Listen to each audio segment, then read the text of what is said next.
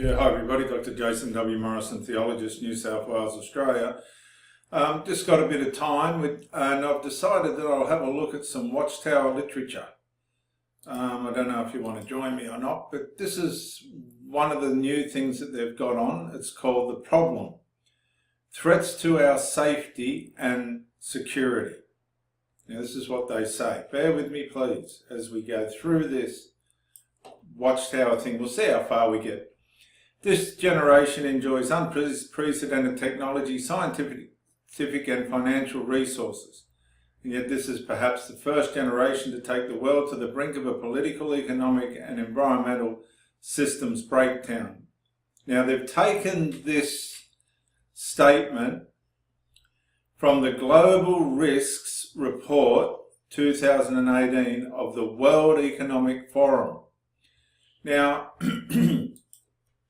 any Jehovah Witness with 2 cents worth of brains now has the legitimacy to what? To research the internet. Why is that, Dr. Morrison? Why would that be? Because they've taken a quote from the Global Risks Report 2018 of the World Economic Forum. Now, do you know what the World Economic... Jehovah Witnesses, do you know what the World Economic Forum is? Because your governing body has allowed their information to spill into your Watchtower magazine. Do you know what the World Economic Forum is? Well, let's find out what the World Economic Forum is, because this now gives you permission to study the internet as a whole. Now, here's the World Economic Forum. Being a critical thinker as I am, I thought, what is the World Economic Forum? Well, to find out what the World Economic Forum is, I've had to go outside jw.org and find out what it is. Now, it could be an apostate site, it could be... Who knows what the World Economic Forum is? Do you know what the World Economic Forum is? Let's find out, shall we? The World Economic Forum, here it is. Now, their agenda: why AL will make healthcare personal. If AL is used to create art, who gets the credit? Who's AL? Can you tell a real face from an AL face? This is the World Economic Forum, ladies and gentlemen, Jehovah Witnesses, if you're watching. A global platform for geostrategic collaboration, civil society, cultural leaders, expert networking. Now, networking means, let me make this clear to you right now, networking means you're branching outside into the world of opportunity. Now, in the sense of study and knowledge, you can branch outside the Jehovah Witness Watchtower and Bible Tract Society if you like. Family business community, global future councils, global leadership fellows, global shapers community. This is what the governing body has connected themselves to. All I'm trying to say is, I'm making the point, and I've got every right to, you have the legitimacy. You have, straight up out of this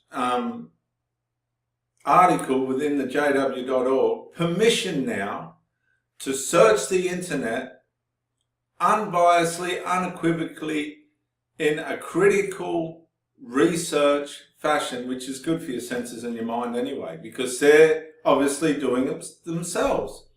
The writers of this article, if we go back to it, have taken the Global Risks Report 2018, a quote from that, off the World Economic Forum. Now, why would the Watchtower be using the World Economic Forum? Why would they be studying the World Economic Forum? Partnering Against Corruption initiative. Well, that's not going to be good for the Watchtower and Bible and Tract Society, is it? Because they've got corruption up to their necks. Swab Foundation for Social Entrepreneurship. Well, they don't want you to be entrepreneurs. They advertise against advanced education, don't they?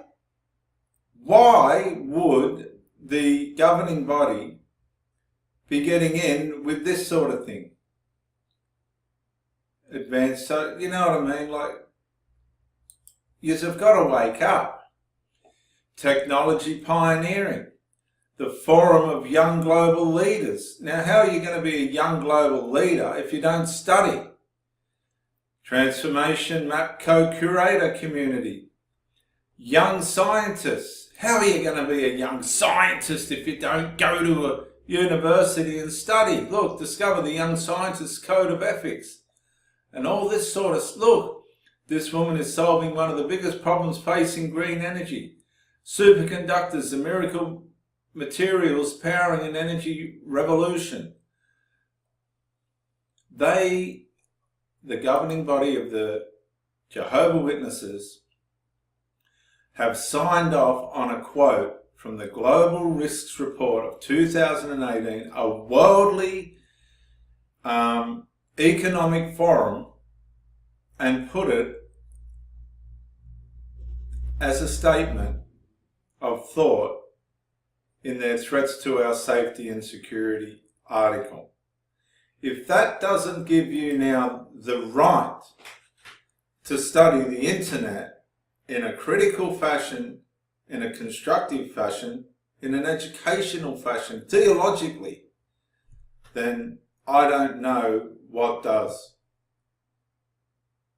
Now, I was just bored, right? I was a little bit bored. I've caught up on everything. The missus is happy and my family's in order as best as it can be. And I thought to myself, what does JW Org talk about? And this was the first article that come up. Now, I'll show you how. Why? Maybe he's just picking on them. No, I'm not. I've come to jw.org. They've got the online Bible. Then they've got this article from the Awake.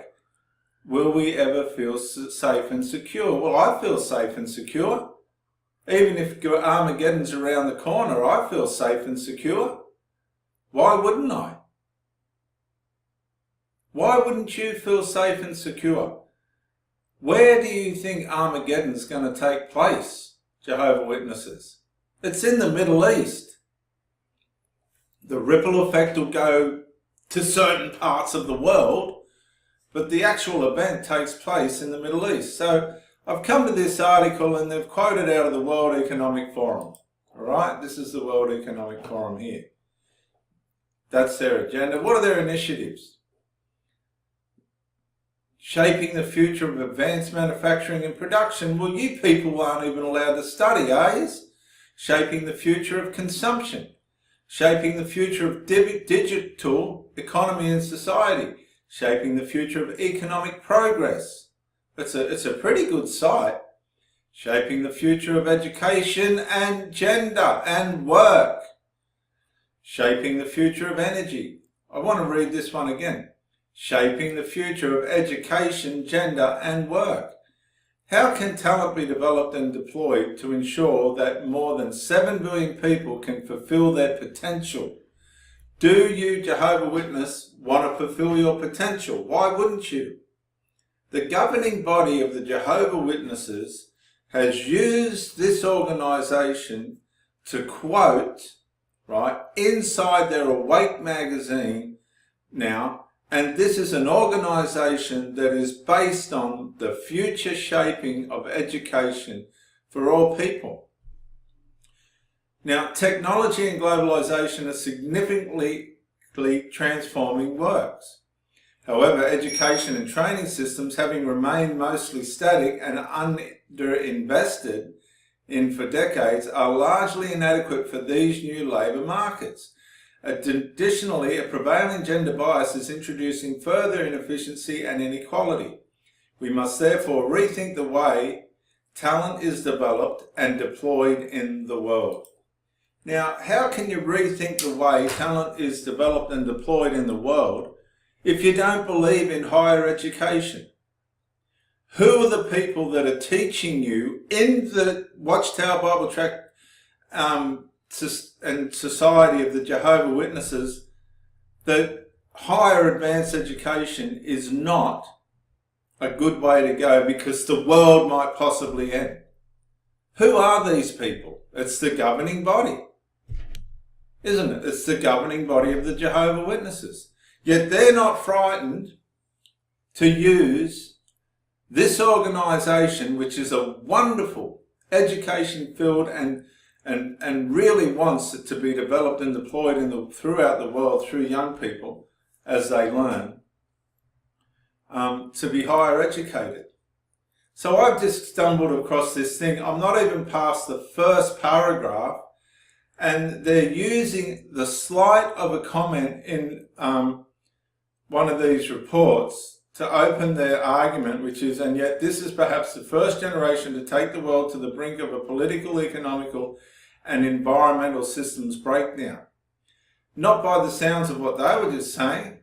They want this whole thing developed and deployed, and they're doing everything they can to make it happen. Look, closing the skills gap, shared vision for talent in the 4FIR, closing the gender gap, money, accelerating things, new metrics. This is all above me. I'm just a theologist. The promise of platinum work, preparing for the future of work. Technology develops at an accelerated pace. Cognitive abilities and tasks that were once thought to be reserved for humans are increasingly being carried out by machines, so on and so forth, and la la la la la. This organisation, the World Economic Forum, has now given you, via the governing body of the Jehovah Witnesses, the right to critically study the internet. Now you might say, well, what about let's just say 1914. Okay, 1914. I've just put 1914 in there. And you get all the historical events and all this, that and the other. Then you can get specific, 1914 and the Jehovah Witnesses. Right, let's just have a look. I haven't even been on here for 30 seconds. So 1914 was a significant year in Bible prophecy. Jehovah Witnesses and the history of 1914. We can have a quick look at that. There's nothing to worry about, is there? The Watchman Fellowship. Now, the Watchman Fellowship are no different to the World Forum. The World, what were they called? Economic Forum. There's no difference. It's an organisation outside the Jehovah Witnesses. That's all I'm saying. So don't be selective about the things that you're allowed to study and what you're not and what you are. Now here's something that I've got up. It's from phase 2. Let's got it on now. Let's see what this says in here. Let's have a look. Now this is from phase 2. When preaching to others, Jehovah's Witnesses will often talk about how the Watchtower accurately predicted major events in 1914 before they even happened. They say that Russell and the Bible students had accurately predicted that Christ's return and the last days were going to begin in 1914. This is used as a sales line to prove to the householder that Jehovah has chosen the Watchtower as his visible organisation on earth. However, as a Jehovah's Witness, I uncovered that these claims are untrue and that I had been telling worldly people at the door something that was based on myth rather than the facts. I'm going to share with you the Watchtower publications I'd uncovered that helped me to wake up to the fact that I had been duped about the Bible students' expectations towards 1914. So let's start by looking at what Jehovah's Witnesses believe about 1914 and then look at why.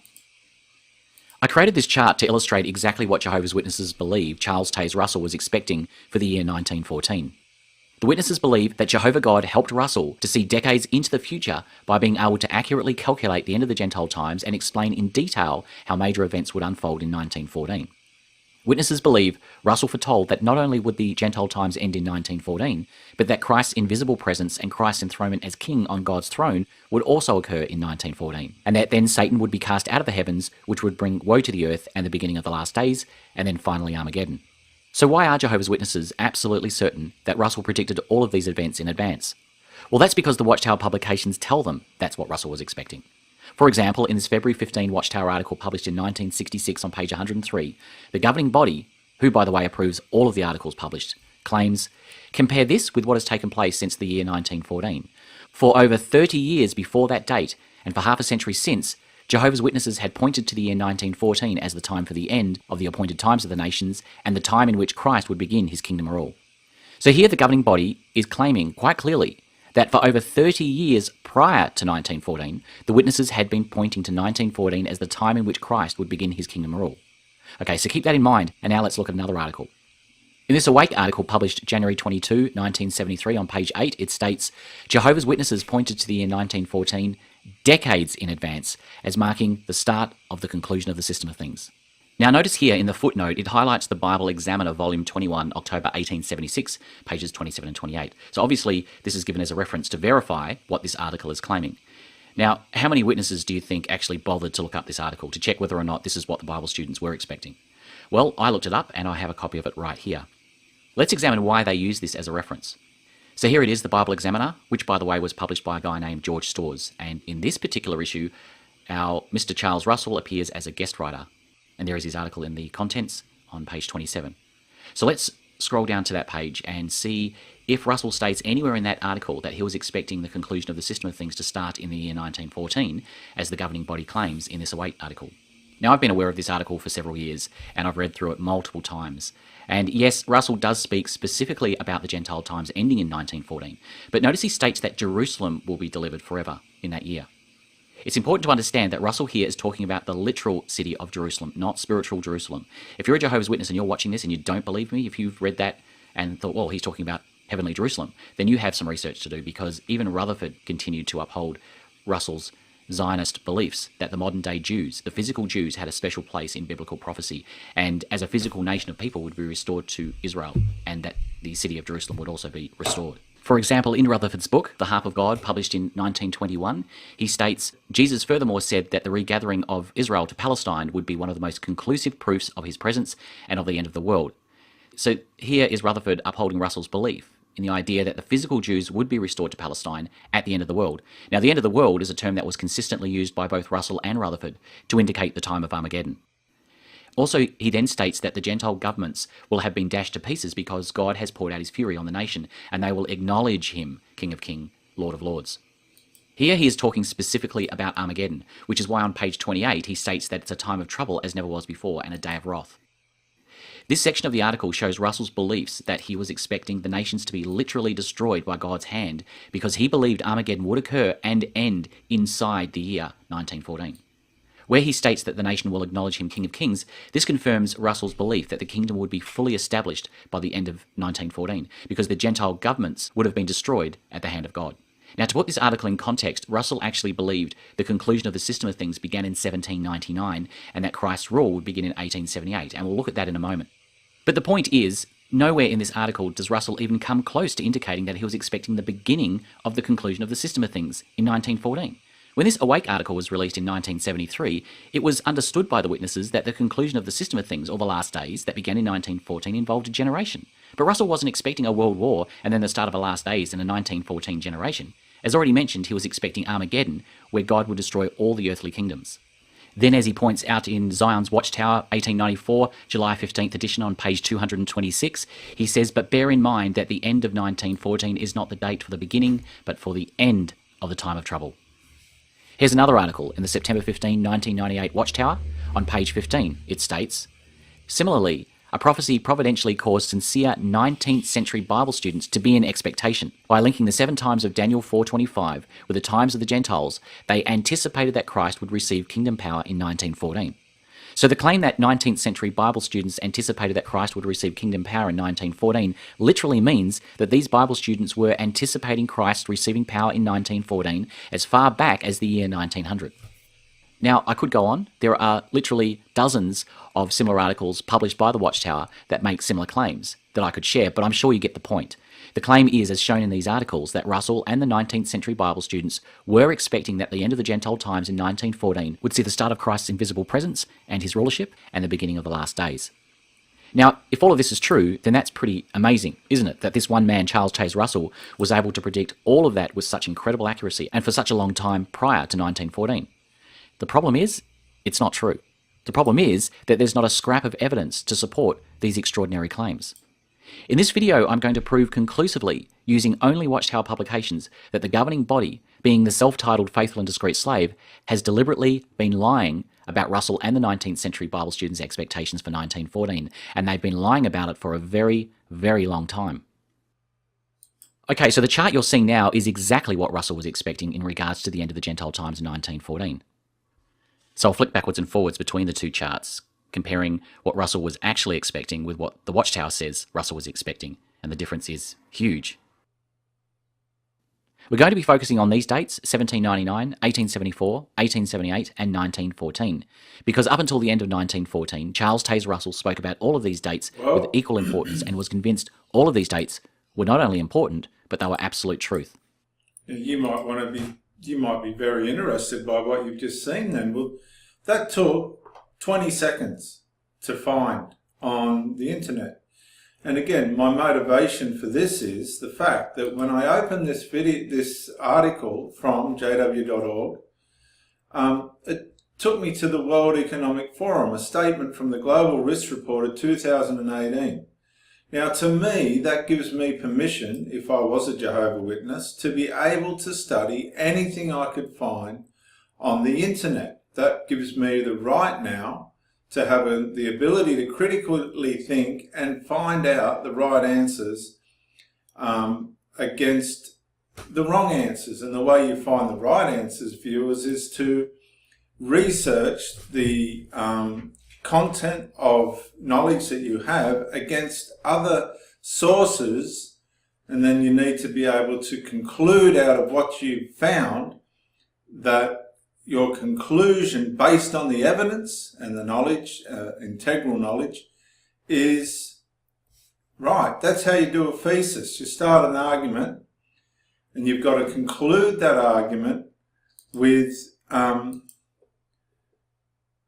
we go through the argument with arguments, one idea against the other idea, and then you come to the end of the thesis with the answer, and it's supposed to be integral. Now, why are many informed people concerned about our... Now, listen, please. I'm speaking to you as a professional theologist. Why are many informed? Now, I just want to ask you, the key word there, informed, like they're putting it to you in black and white in capital letters. Are you informed outside jw.org? Are you biblically informed? Do you check what you're being taught? It's your right. It's your right. Are you informed? Why are many informed people concerned about our future and that of the earth? Consider just some of the challenges facing us. Well, let's consider some of the challenges that are facing us. Cybercrime, financial inequality, conflict and persecution. Now let's just come back to what they're relating to here. Here we go. Increasingly, the internet is proving to be a dangerous place to visit. Well, what are we doing on it? Am I on the internet? Hang on a sec. Am I on the internet on jw.org? I'm not. I don't feel in danger at all. Do you feel in danger? We're not in danger. That's rubbish. That's propaganda trying to make you think that the internet's not a very nice place to be. It is a haven for pedophiles, bullies, trolls and hackers, says the newspaper, The Australian. Now, what does The Australian... Okay, so that now readers, but viewers, Jehovah Witness viewers, the governing body has just quoted from the Australian newspaper. Now, I'm an Australian theologist. Let's do this. Jehovah's Witnesses. Now, they've just authenticated the Australian newspaper. The Australian... Hang on. Australian... I'm just showing you how to study. Newspaper. Let's see what they've got to say about the Jehovah. Let's just see.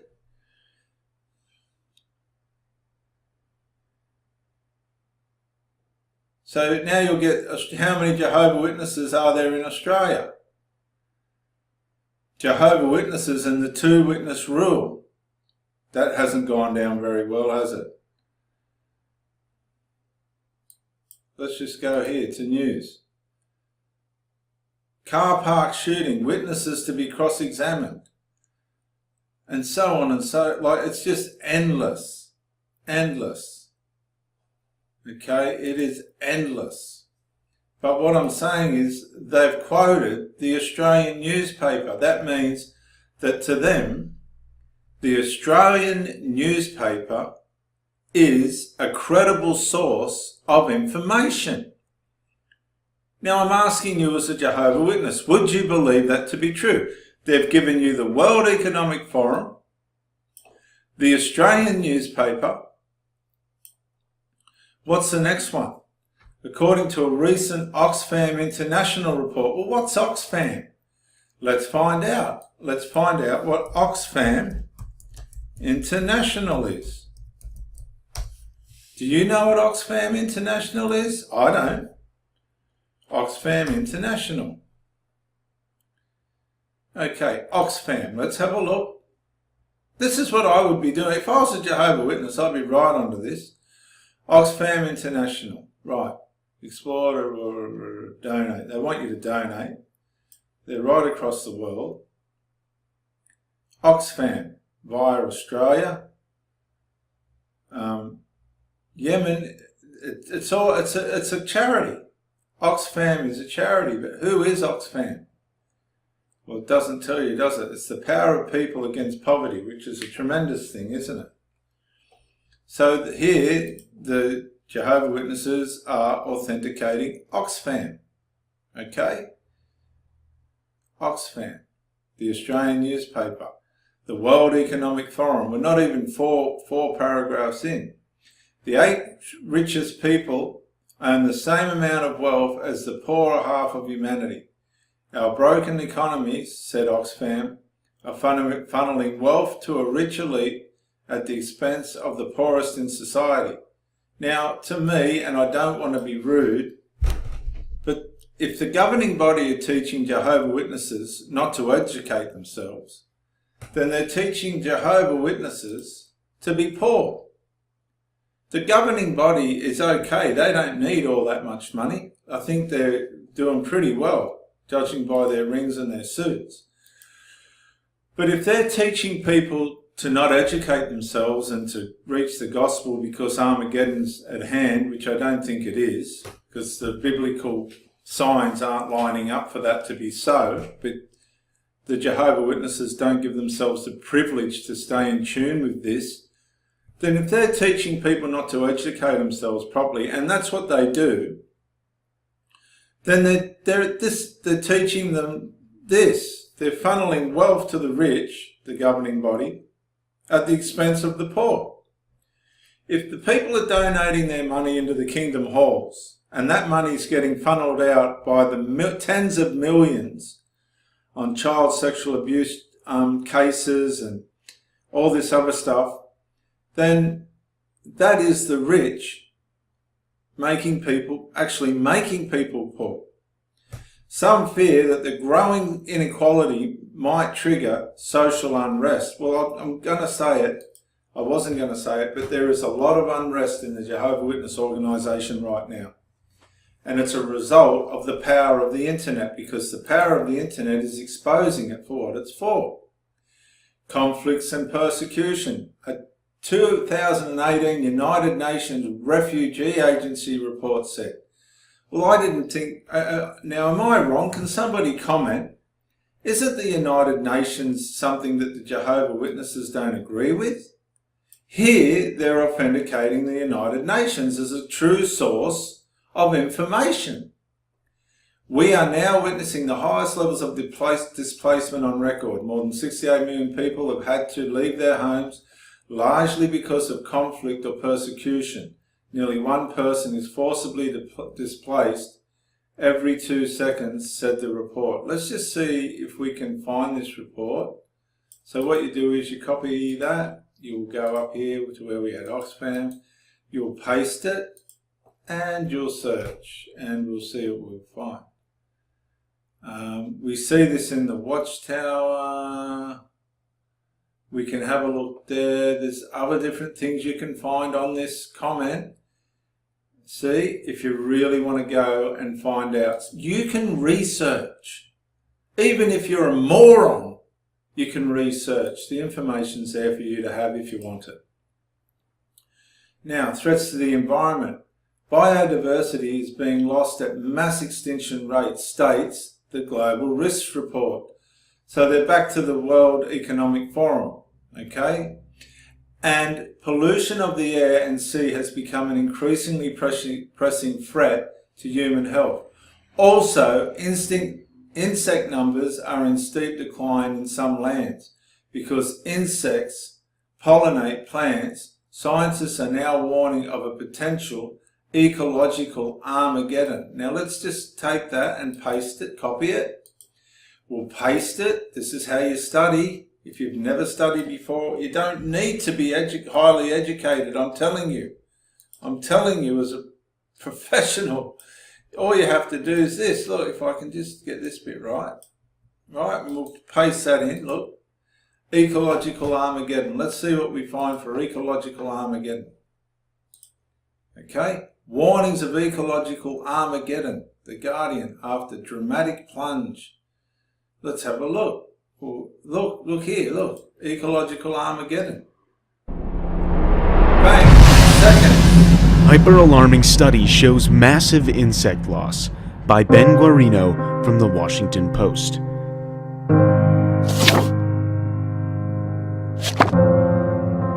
Here's all your articles, look.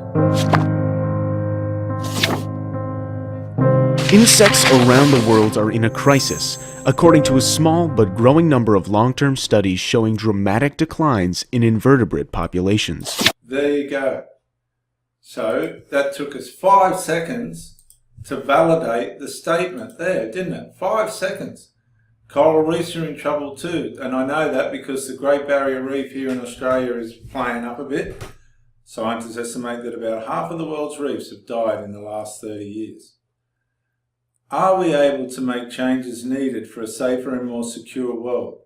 Some feel that education should be a part of the answer. Now listen. They've just made an off-the-cuff statement about education. Now, before we got to this statement on education, we found out that the World Economic Forum is a powerhouse of technology and education development. Now, they're saying some say. Now, where is it? Are we able to make changes needed for a safer and more secure world? Some feel that education should be a part of the answer. Now, to me, that's in a negative sense. They've put a negative connotation on the word education. I can tell by the way that sentence is formulated. Some feel, not all, but some. If so, what kind of education? The following articles will consider these questions. Now, here we go. What articles are we talking about? The challenge. Getting to the root of our problems. Do you believe that mankind can solve the many problems that rob us of peace and security and that threaten our future? Well, I'm going to ask you. What this statement now is doing is undermining humanity outside of the Watchtower organisation. Do you believe mankind has the answer for these problems? Let's find out what they say after this. That rob us of our peace and security and threaten our future. To be effective, any cure must surely address the root causes of our troubles, not just the symptoms. To illustrate, a patient named Tom was sick and later died. Why did he die? Now, well, let me just say, viewers, please, let me just say, if Tom needed a blood transfusion and he was basing his decision on Jehovah Witnessism and the Bible and Watchtower Tract Society of Pennsylvania's policies, he would die because they want him to die. They wouldn't want him to have a blood transfusion, would they? So when his symptoms first appeared, no one thought to search for their underlying cause, wrote the doctor whose hospital received Tom shortly before he died. It seems that Tom's earlier caregivers has simply given him medication to make him feel better. Are humans taking a similar approach to the world's ills? For example, in fighting crime, governments and... Now listen. For example, in fighting crime, governments enact laws, install video surveillance, and strengthen police forces. But these measures, while effective to some extent, do not address the underlying causes. After all, behaviour usually reflects attitudes, beliefs, and desires. Well, you know what? When you start bringing, let me come back here, when you start bringing moral into religion, which comes in under Christian ethics, when you start using Christian ethics as the premise for Christian performance, you're in trouble. Because Romans chapter 7 warns, right, that your ethical motivation cannot be based on putting Jehovah first.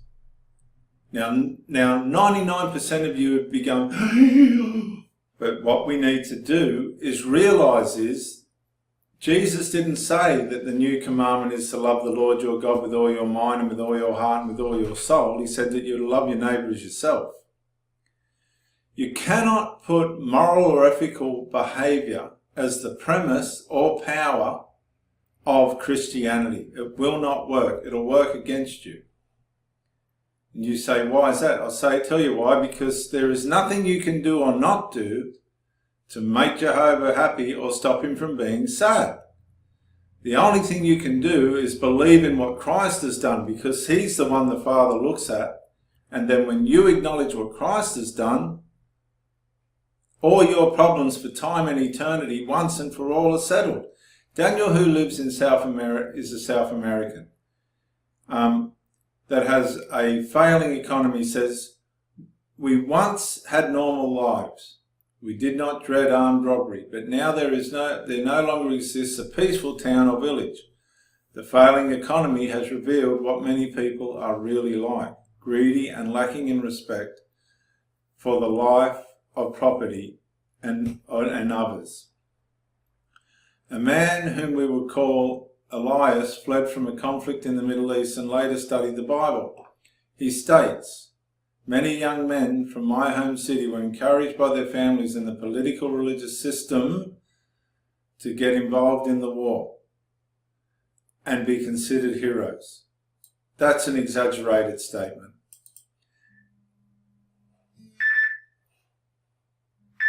Those on the opposing side were told the very same thing. All of this made me see how sad it is to put faith in human rulers. Now that's a very interesting statement, because the Jehovah Witnesses put their faith in the governing body, don't they? So an ancient book of wisdom rightly states, the inclination of the heart of man is bad from his youth up. The heart is more treacherous than anything else and is desperate. How or who can know it? We can know it from the Bible.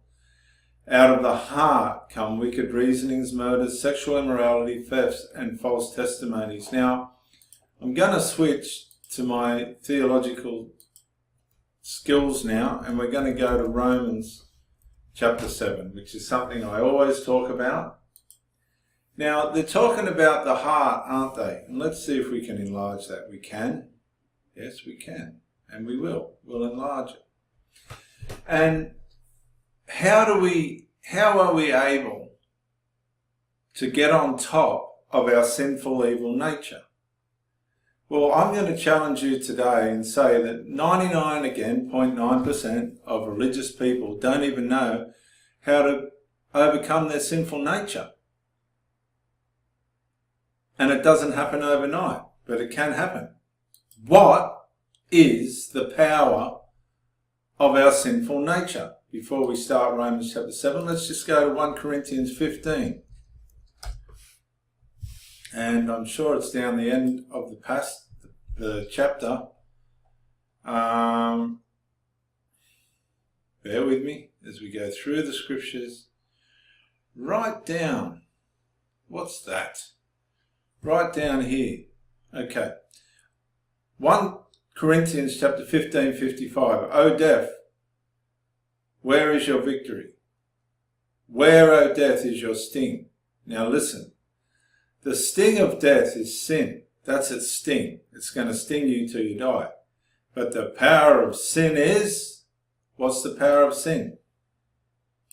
You say it. What is the power of sin? The power of sin is the law. Now, what's the best and most simplest definition for law? The law is this. The law tells you that anything you need to do or not do to make God happy or stop him from being sad is the law. That's the simplest way I can put all of the law into one statement. Anything you think you need to do or not do to make God happy or stop him from being sad is a law, is the law. I'll say it again. Anything you think you need to do or not do to make God happy or stop him from being sad is a law. Now, where does sin, and this is where all religious people are missing it, I'm just going to say it. Where does sin get its power from? The law.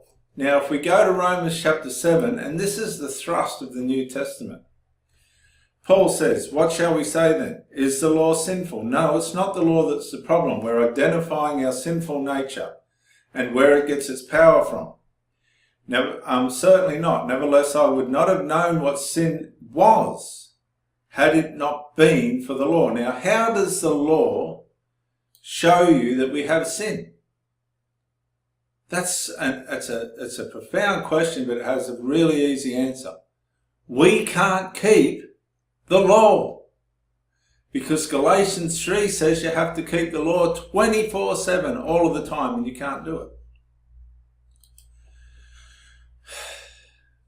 I would not have known what sin was had I not been under the law, or had it not been for the law, for I would not have known what coveting really was if the law had not said, you shall not covet.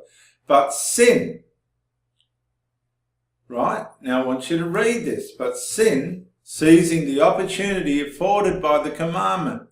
Now the Jehovah Witnesses are going to, well, what did it do? It produced in him every kind of coveting. For apart from the law, sin was dead. Where does sin seize and get its opportunity and power from?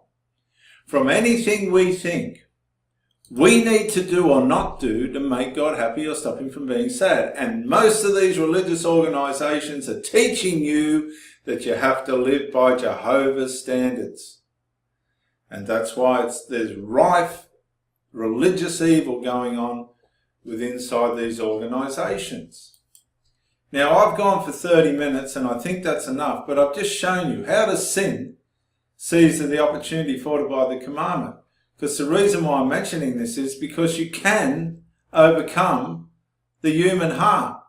But you cannot overcome the human heart by thinking there's something you need to do or not do to make God happy or stop him from being sad. And that's exactly where they're headed. They're headed now, the Jehovah Witness teaching, into making you start to think that there's something you can do or not do to make God happy or stop him from being sad. And they're going to miss the message of the gospel, which is that we are saved by grace through faith, and that not of ourselves, it is the gift of God, not of works, lest anyone should boast. And we could go into scripture after scripture. But this is how cults work, ladies and gentlemen.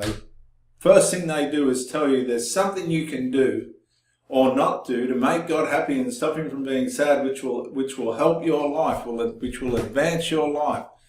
And the trouble that comes with that, you would not believe. Some people never ever unravel themselves from the evil that causes within the human heart. This is Dr. Jason W. Morris in New South Wales, Australia. Bye for now.